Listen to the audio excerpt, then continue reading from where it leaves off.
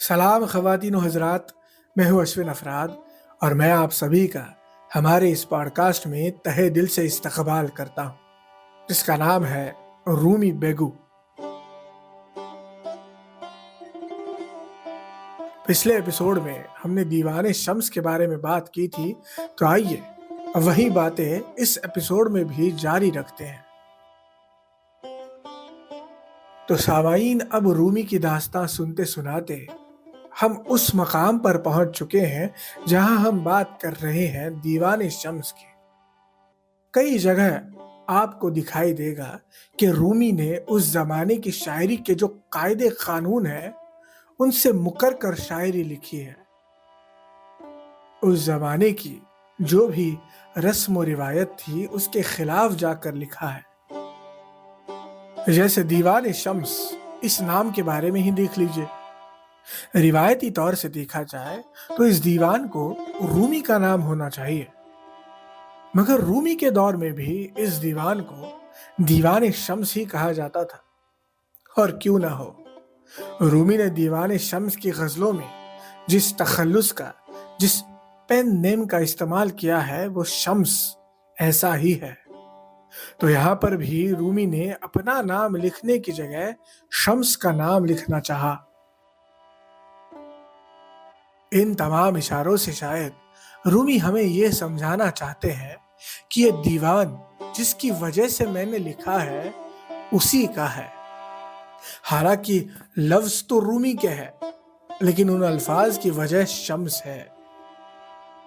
तो आप भी अभी तक समझ चुके होंगे कि रूमी की जिंदगी और रूमी की दास्तां ये असल में शम्स की दास्तां है। दीवाने शम्स के हर शब्द में, हर लफ्ज में रूमी का इश्क समाया हुआ है। दीवाने शम्स की हर एक गजल को पढ़ते पढ़ते हमें रूमी के जहां का एहसास होता है। और रूमी एक हाल में जो कुछ भी देख पा रहे थे उसकी एक झलक हमें दिखाई देती है। बस अल्फाज के जरिए रूमी हमें उस जगह तक ले चलते हैं जो अल्फाज के पार है।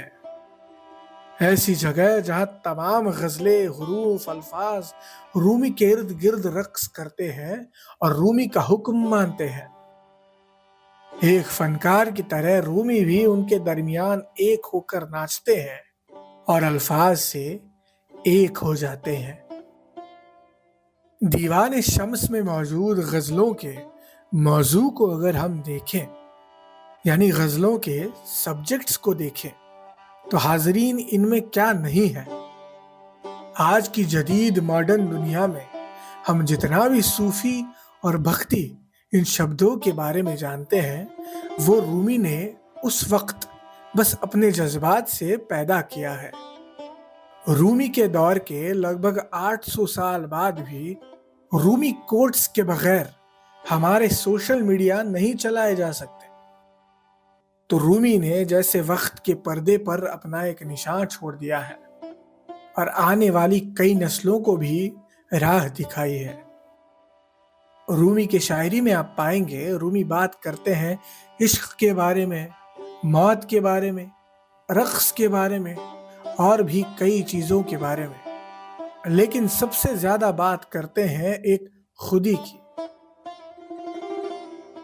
वो एक लाजवाल जावेदां खुदी, यानी एक कभी ना मरने वाली, एक तरह से अमर खुदी की। रूमी खुद को एक तरह से अमर समझते हैं, या फिर वो यूं कहना चाहते हैं कि सब कुछ मिटने के बाद जो भी बचेगा वही तो वो एक है जिसकी हम सबको तलाश है, जिसे हम सभी ढूंढ रहे हैं। रूमी के अशआर में अगर आप पढ़ेंगे तो किसी एक गजल में आपको ये ख्याल जरूर मिलेगा कि मैं और ये जिस्म और ये मिट्टी से बनी हुई दुनिया सब कुछ मिटने वाला है, बचेगा तो बस वो एक बचेगा, और वो एक जो है वो मुझ में भी है। और रूमी के लिए वो एक ही है जो हर चीज में समाया हुआ है। रूमी फरमाते हैं कि इस मैं को जो बर्बाद होने वाला है, उस मैं को मुझे वापस मत दो, میں اور میرا سب کچھ تم ہی ہو. یا رب تو مرا به نفس تناز بده، با هرچه به جز توست مرا ساز بده. من در تو گریزان شدم از فتنه خویش، من آن توام مرا به من باز بده. یا رب تو مجھے میرے نفس کو، میری خودی کو یوں فریب، یوں دھوکہ نہ دے. جو بھی اس جہاں میں ہے بغیر تیرے، یعنی تمہارے بغیر جو بھی موجود ہے یہاں، اس کے ساتھ مجھے ساز نہ دے. میری خود ہی کی چالوں سے، میرے فتنوں سے اکتا کر میں تجھ تک پہنچا ہوں. میں سراپا تمہارا ہوں، مجھے مجھ ہی کو واپس نہ دے. سامعین، جب کوئی انسان پوری طرح سے اس خیال میں ڈوب جاتا ہے کہ جو بھی ہے بس وہی ہے اور اس کے سوا کچھ ہے ہی نہیں، مجھ میں، آپ میں، سب میں بس وہی ہے، تب جا کر ہر جگہ بس دکھائی دیتا ہے عشق. جا بجا کو بکو آپ کو احساس ہوگا بس عشق کا، اور پھر آپ آزاد ہو جاؤ گے. آزاد ہو جاؤ گے اس دنیا کے تمام طور طریقوں سے، دنیا کی چال سے، دنیا کے انداز سے، دنیا کی رفتار سے.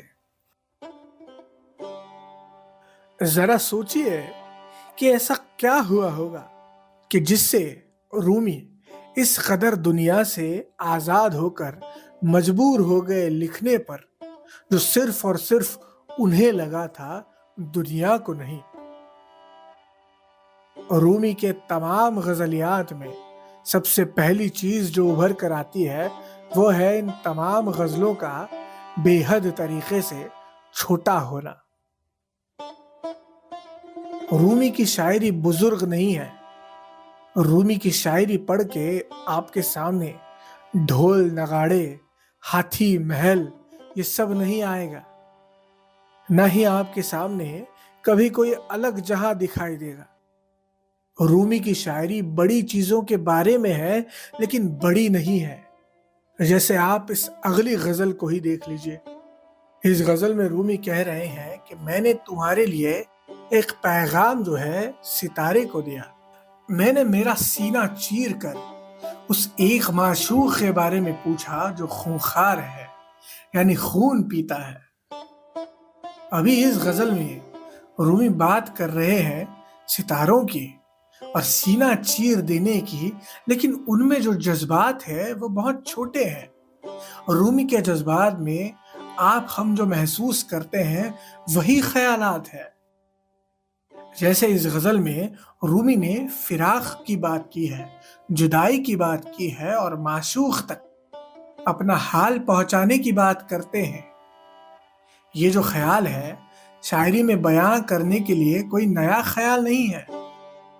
رومی کے پہلے بھی اور رومی کے بعد بھی بہت سارے شاعروں نے یہی بات بیان کی ہے، لیکن یہ رومی کی جو بات ہے وہ نجی لگتی ہے.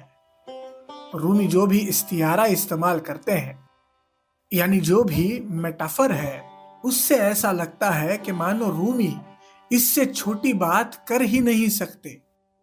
لیکن اگر رومی کے جذبات پر دھیان دیں گے تو ایسے لگتا ہے جیسے یہ جذبات مجھے بھی آتے ہیں، یہ خیالات تو میرے بھی ہیں. میں بھی تو میرے معشوق کے بارے میں یوں ہی سوچتا ہوں. اور اسی جگہ پر رومی ہم سب سے الگ ہو جاتے ہیں اور بھی زیادہ اوپر اٹھ جاتے ہیں، کیونکہ ایک سچا شاعر وہی ہوتا ہے جو عام سے عام خیال اور جذبات کو اس مقام تک پہنچا دے جہاں وہ خیال خاص بن جاتا ہے.